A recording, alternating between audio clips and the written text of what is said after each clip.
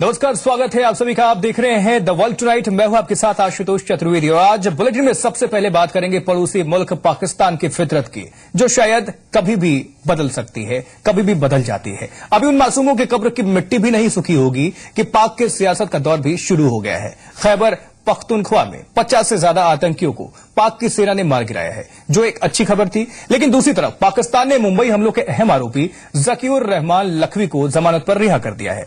और ऐसे में नवाज शरीफ की उस नीयत पर सवाल खड़ा हो गया है जिसमें उन्होंने कहा था कि आतंक सिर्फ आतंक है और उसके खिलाफ वो जंग लड़ेंगे।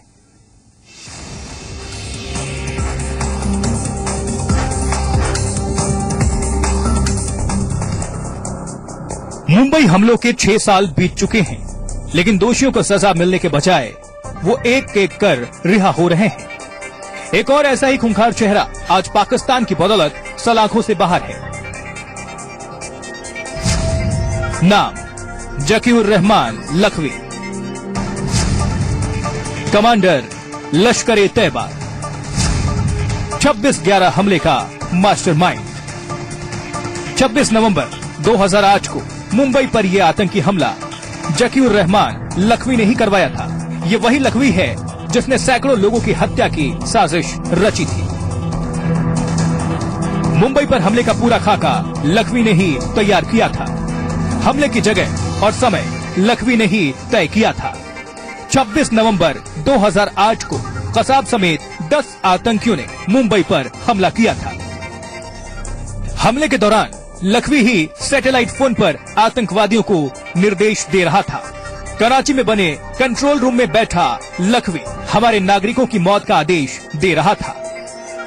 जब मैं और भारत सरकार के 3 वरिष्ठ अधिकारी कसाब को फांसी देने के बाद जब हम पाकिस्तान में गए थे, इस्लामाबाद में हम 8 दिन थे। वहां पाकिस्तान के होम मिनिस्ट्री और पाकिस्तान के उस टाइम के उस वक्त के स्पेशल पब्लिक प्रोसिक्यूटर जुल्फिकार जी, उनसे हमने इस केस के बारे में चर्चा की थी, उनको सबूत दिखाए थे। हमने ये भी कहा था कि साजिश आपकी यहाँ हुई, आपने सबूत इकट्ठा करना चाहिए। लेकिन अब इसी खतरनाक आतंकवादी को पाकिस्तान की एंटी टेररिस्ट कोर्ट ने 5 लाख के मुचलके पर जमानत दे दी है। रावलपिंडी की आतंकवाद निरोधक अदालत में ज़कीउर रहमान लखवी, जरार शाह, अबू अल कामा, हामिद अमीन सादिक, शाहिद जमील रियाज, जमील अहमद और यूनुस अंजुम के खिलाफ मुकदमा चल रहा है। इन सभी पर आरोप है कि उन्होंने 2008 में हुए मुंबई हमलों के दौरान हमलावरों की मदद की और उन्हें ट्रेनिंग दी थी। लेकिन आज सरकारी वकील के विरोध के बाद भी लखवी और उसके साथियों को जमानत दे दी गई। ऐसे में पाक की नीयत पर संदेह बरकरार है कि वो आतंक को खत्म करना चाहता भी है या नहीं। बाहर के राष्ट्र क्या करते हैं इसके बारे में मैं कमेंट नहीं करूंगा, लेकिन जो चीजें हो रही है वो बराबर नहीं हो रही है। हमारे देश ने एक परिपक्वता और मैच्योरिटी दिखा के हम उनके साथ ये जो कार्नेज हुआ उसमें हम लोग भी सहभागी है दुख में। दे शुड रेसिप्रोकेट, लेकिन कभी कभी होता नहीं। इसमें कोई मैं राजनीतिक टिप्पणी नहीं करना चाहूंगा, लेकिन एक निश्चित कहूंगा कि जब पाकिस्तान पर ही खुद आतंकवाद का हमला है और पाकिस्तान के प्रधानमंत्री ने जब एक घोषणा किया है, प्रण किया है कि आतंकवाद को खत्म करेंगे, जिसका सारे दुनिया ने स्वागत किया, और ऐसे में लखवी को बेल मिलता है या हाफिज सईद खुलेआम घूम के भारत विरोधी बयान देता है उकसाने वाले, निश्चित रूप से चिंता की घटनाएं हैं। 26/11 हमले के बाद भारत ने पाकिस्तान को लखवी और उसके साथियों की भूमिका का एक एक सबूत दिया था। तब पाकिस्तान के गृह मंत्री रहमान मलिक ने हमलों में लखवी और बाकी आतंकियों की भूमिका मानी भी थी।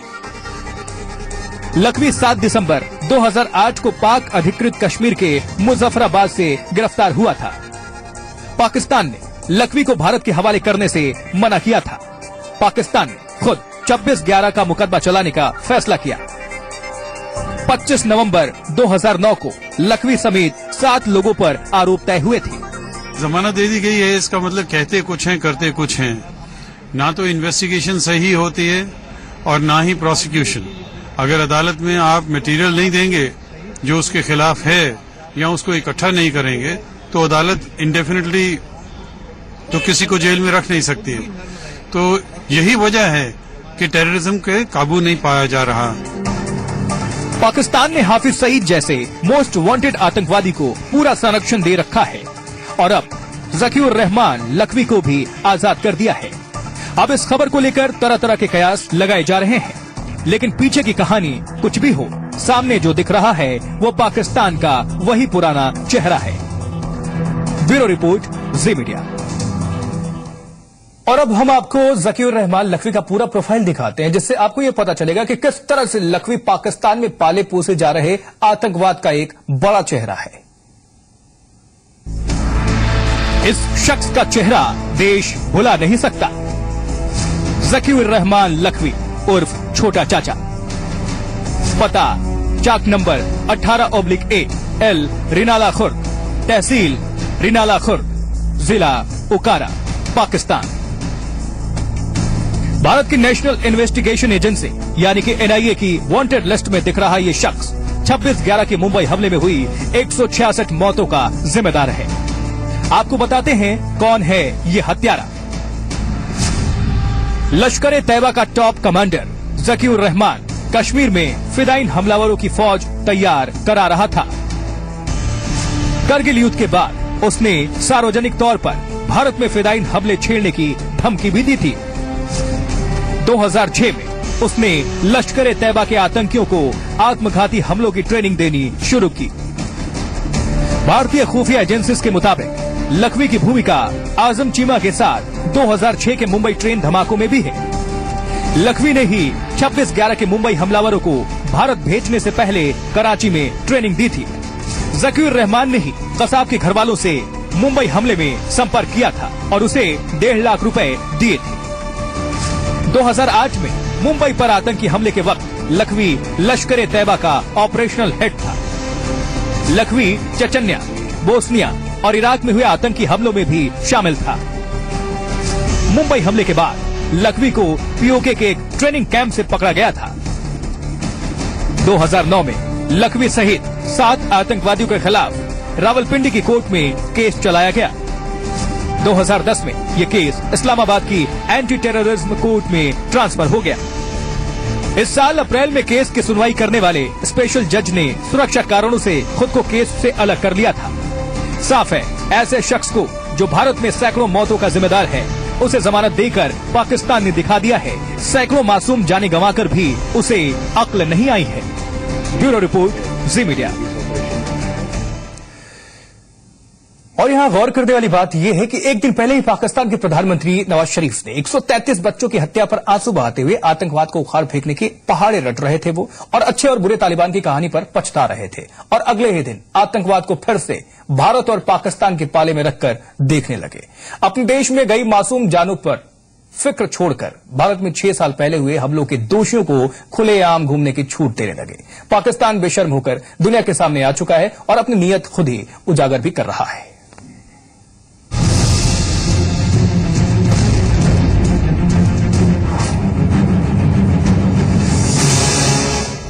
आतंक का वो चेहरा हमने देखा, पाकिस्तान ने भी वही देखा है, लेकिन जो हमारे दुश्मन हैं, वो पाकिस्तान के आज भी दोस्त हैं। भले ही आतंकवाद के खात्मे का पहाड़ा पाक में रटा जा रहा है, लेकिन सच्चाई क्या है वो आज फिर से दिख गई।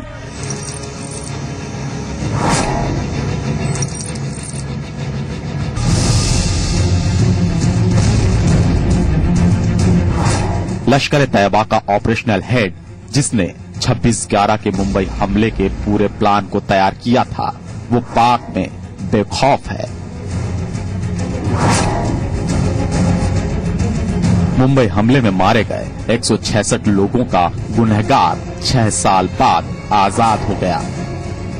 जकीउर रहमान लखवी को पाकिस्तान की एंटी टेररिज्म कोर्ट ने जमानत दे दी, सिर्फ 5 लाख रुपए के बॉन्ड पर।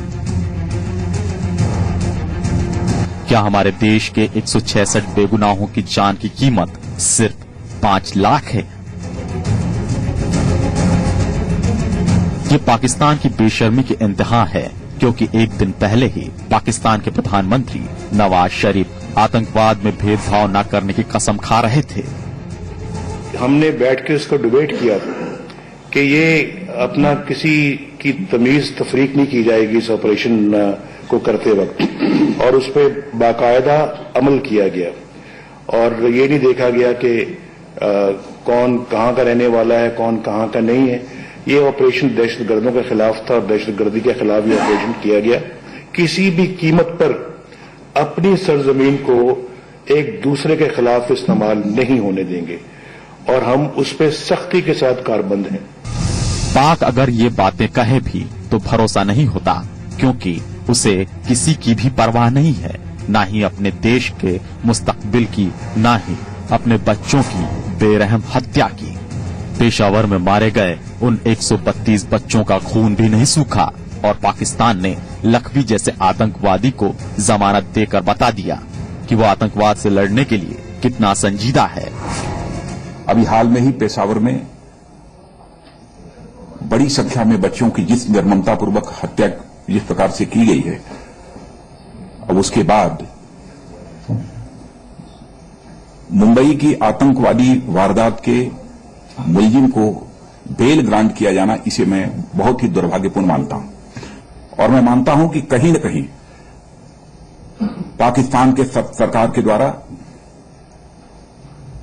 कोई पैरवी में या तो कमी रही हो अथवा कोई अन्य कारण हो, लेकिन भारत सरकार के द्वारा पर्याप्त एविडेंसेस पाकिस्तान गवर्नमेंट को प्रोवाइड किए गए थे। पिछले 6 साल में भारत सरकार ने लखवी और उसके 6 साथियों के खिलाफ न जाने कितने सबूत दिए हैं, लेकिन पाकिस्तान ने मुंबई हमले के गुनहगारों को सजा दिलाने में कभी गंभीरता नहीं दिखाई। मुंबई हमले के लिए कसाब जैसे आतंकवादियों को भेजने का पूरा प्लान लखवी ने तैयार किया था और आज वो आजाद है।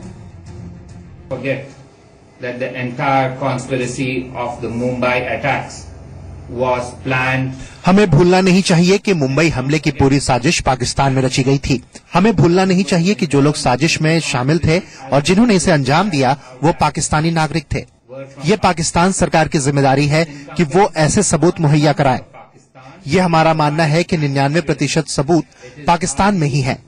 99% of the evidence in the Mumbai terror attacks case is in Pakistan. ये कितना बड़ा मजाक है कि पाकिस्तान सरकार ने लखवी को जमानत मिल जाने को एक गलती बता दिया, जिस घटना ने भारत के सैकड़ों घरों के दिए बुझा दिए। पाकिस्तान उसे इतनी आसानी से भूल जाता है। इससे पता चलता है कि पाकिस्तान उन आतंकवादियों से प्यार करता है जिनका एजेंडा भारत में आतंक फैलाना है। पाकिस्तान वादे करता है, आतंकवाद के खिलाफ कानून बनाने के कसम खाता है, तब तक जंग की जब तक एक भी दहशतगर्द पाक की जमीन पर बाकी न बचे। लेकिन अगले ही दिन एक दहशतगर्द को खुला छोड़ देता है। हाफिज सईद जैसे आतंकी को यह हक देता है कि हमलों की जिम्मेदारी वो पड़ोसी देश के पीएम पर डाल दे। मियां नवाज खुदा का खौफ करें और कम से कम इस वक्त सियासत की बजाय उन मासूमों के कातिलों के गिरहबान तक पहुंचे और उन्हें अंजाम तक पहुंचाए। ब्यूरो रिपोर्ट, जी मीडिया। और मुंबई हमलों के ही एक और आरोपी ने पेशावर में हुए कत्लेआम की जिम्मेदारी भारतीय पीएम नरेंद्र मोदी के सिर मढ़ दी है। हाफिज सईद ने कहा है कि पेशावर की घटना के पीछे भारतीय प्रधानमंत्री का हाथ है। तो वहीं पाकिस्तान के पूर्व तानाशाह परवेज मुशर्रफ भी ब्लेम गेम में पीछे नहीं रहे और उन्होंने भी हमले की जिम्मेदारी भारत पर डाल दी है। पहले सुन लेते हैं हाफिज सईद का वो बयान जिसमें वो खुलेआम भारत के खिलाफ जहर उगल रहा है। हुकूमत, फौज, आवाम सब एक बात पर इकट्ठे हो जाए कि इन साजिशों से हमने बदला लेना है और इंडिया जो इस खेल का असल जिम्मेदार है उसे बदला लेना है। इंशाअल्लाह सुकूते ढाका के दिन को मुंतखब किया गया इस्लाम के लिए। हम पूरे तौर पर समझते हैं कि इस साजिश के पीछे इंडिया है और आज ये मगरमच्छ के आंसू बहाने वाला मोदी, नवाज शरीफ को खून करने वाला ये असल मुजरिम है। इसके जुर्म को हमने दुनिया के सामने पेश करना है इंशाअल्लाह। और अब हाफिज के बयान पर भारत में हुई प्रतिक्रिया भी जान लेते हैं। हमारे इसमें एक कहावत है, जब आप पत्थर फेंकते हैं और कुत्ते को लगता है तो दाई जो टांग होते हैं ना, लेफ्ट लेग, उसके ऊपर ही ये हो जाए, किधर भी लगने दे। तो थोड़े लोगों को कुछ भी हो गया तो भारत के ऊपर ही उनका उंगली होता है। पाकिस्तान को सबक सीखना चाहिए और हाफिज सईद जैसे गुनाहगार को, जो भारत पे इल्जाम लगा रहा है, नरेंद्र मोदी जी पे इल्जाम लगा रहा है, उसकी जबान पर लगाम लगाना चाहिए, उसकी जबान को बंद करना चाहिए। हाफिज सईद नाम का मुस्लिम है, वो इस्लाम के नाम पर कलंक है, धब्बा है। मजहब इस्लाम में किसी मासूम का खून बहाने की इजाजत किसी को नहीं है। उनकी नेकनियती है और सही मायने में टेररिज्म से ये करना चाहते हैं तो दाऊद इब्राहिम हो या हाफिज सईद हो, उनके खिलाफ उनको कार्रवाई करनी चाहिए। और अब आपको आतंक का एक ऐसा घिनौना चेहरा दिखाते हैं जैसे सोचकर भी आप कांप उठेंगे। बात हो रही है इस्लामिक स्टेट की, जिसने एक साथ 150 महिलाओं को मौत के घाट उतार दिया। इन औरतों का कसूर महज इतना था कि उन्होंने इंसानियत के इन दुश्मनों से निकाह रचाने से इनकार कर दिया और इसके बदले उन्हें अपनी जान गंवा देनी पड़ी।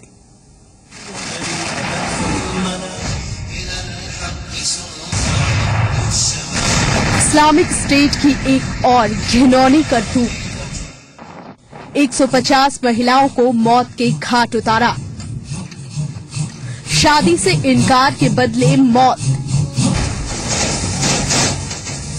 हैवानियत की हदें लांघ चुके इस्लामिक स्टेट ने एक ऐसी हरकत की है जिसे सुनकर दिल दहल जाए। पुरुषों के कत्लेआम की बात पुरानी हो चुकी है, लेकिन इस खूंखार संगठन ने महिलाओं को भी नहीं छोड़ा। इराकी मानवाधिकार मंत्रालय की तरफ से बताया गया है कि इस्लामिक स्टेट ने इस बार 150 महिलाओं को एक साथ मौत के घाट उतार दिया।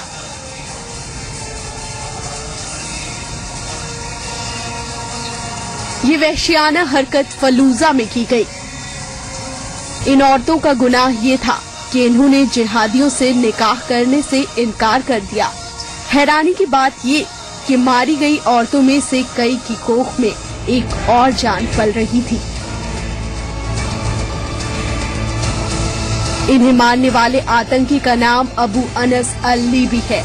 पहले भी इस्लामिक स्टेट ऐसे कत्लेआम कर चुका है, लेकिन हर दिन के साथ उसकी क्रूरता बढ़ती ही जाती है। कुछ दिन पहले ही इस्लामिक स्टेट के खेमे से बाकायदा पैम्फलेट्स छापकर बांटे गए थे, जिनमें महिला दासों पर सवाल जवाब और उनकी स्वतंत्रता से संबंधित बातें थी।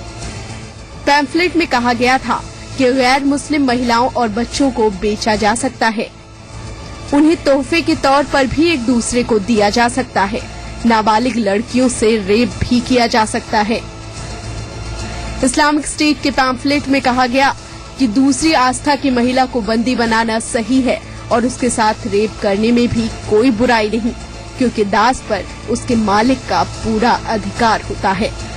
महिलाओं को लेकर इस संगठन का रवैया खास तौर पर बेहद बुरा रहा है।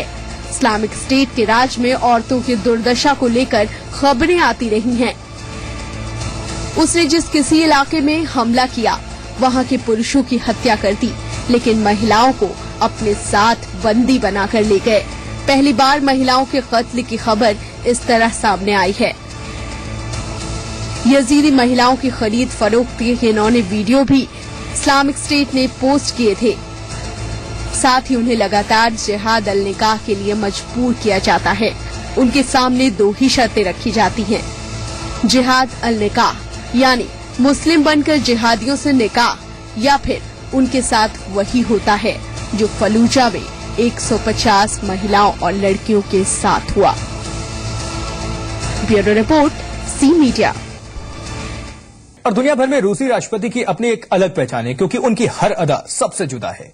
लेकिन इस बार उन्होंने जो किया है वो सोचने पर मजबूर कर रहा है कि क्या पुतिन देश के अंदरूनी हालात से वाकिफ हैं या वाकई नहीं है। रूस के एनुअल प्रेस कॉन्फ्रेंस में रूसी राष्ट्रपति का एक प्रमोशनल वीडियो जारी हुआ है, लेकिन अफसोस इस वीडियो में रूस की चुनौतियों का जिक्र कहीं नहीं है। महज रशियन प्रेसिडेंट ये कह रहे हैं कि the bear never asked permission. रूसी प्रेसिडेंट का अंदाज निराला है। भले ही रूसी मुद्रा रूबल मुंह के बल गिर चुकी हो, लेकिन पुतिन अपनी इमेज चमकाने में जुटे हैं। रूस के नेशनल टेलीविजन पर पुतिन का एक ग्रैंड प्रोमोशनल वीडियो जारी हुआ है, जिसमें आपको टैंक्स, रोते हुए बच्चों और रशिया में हुए विंटर ओलंपिक्स के गुणगान के अलावा सिर्फ और सिर्फ पुतिन ही दिखाई दे रहे हैं। व्लादिमीर पुतिन का धमाकेदार ट्रेलर देखने के बाद ऐसा लगता है कि देश की बिगड़ती अर्थव्यवस्था के बीच वो अपने देशवासियों को संदेश देना चाह रहे हैं कि have no fear, Vladimir Putin is here. दरअसल ये प्रोमो रूस की बिगड़ती आर्थिक व्यवस्था पर लीपापोती है, या फिर यूं कहें कि रोम जल रहा है और नीरो बंसी बजा रहे हैं।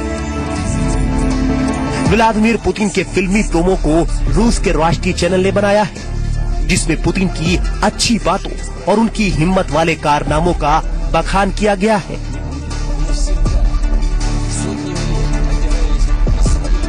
दरअसल रशिया में हर साल दिसंबर के महीने में एनुअल प्रेस कॉन्फ्रेंस आयोजित की जाती है, जो कई घंटों तक चलती है।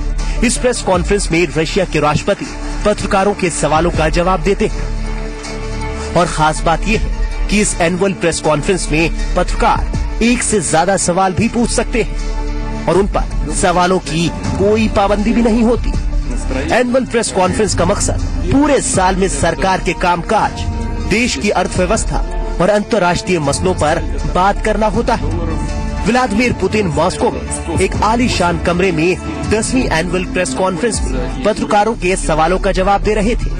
उन्हें देखकर ये बिल्कुल नहीं लग रहा था कि रशिया किसी तरह के आर्थिक संकट से गुजर रहा है। हालांकि असल तस्वीर इससे बिल्कुल अलग है। दुनिया की नवीन सबसे बड़ी अर्थव्यवस्था यानी रशिया की करेंसी रूबल में जबरदस्त गिरावट आई है, जिसकी वजह से रशिया की अर्थव्यवस्था न सिर्फ पटरी से उतर गई बल्कि एक डरावने दौर से गुजर रही है।